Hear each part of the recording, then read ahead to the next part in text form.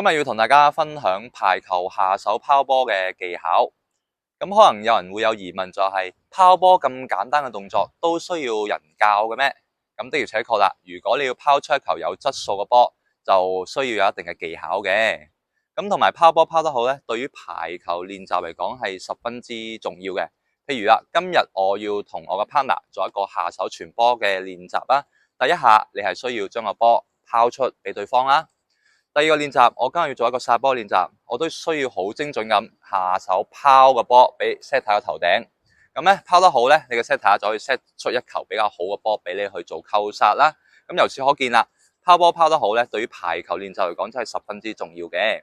咁跟住我就會示範兩種嘅拋波俾大家睇啦。第一種，第二種。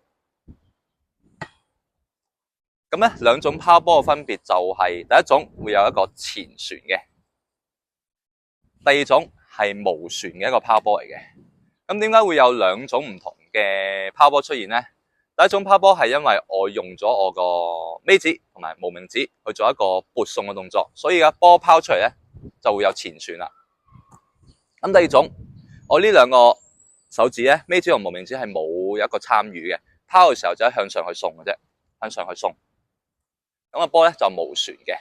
咁喺排球練習入邊咧，無旋嘅拋波係比較常用嘅。接住落嚟我就會講一講呢種無旋拋波嘅技巧係點樣噶啦。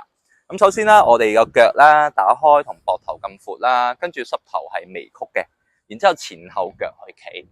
咁我哋腰背咧係要挺直嘅，身體前傾。同我上一條影片去講呢個排球下手傳波嗰個動作基本上係一樣嘅。OK。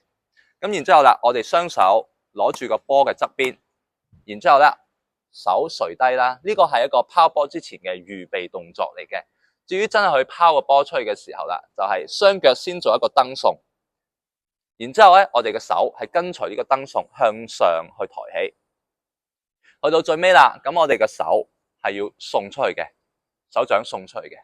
咁我依家就成個動作做一次示範啦。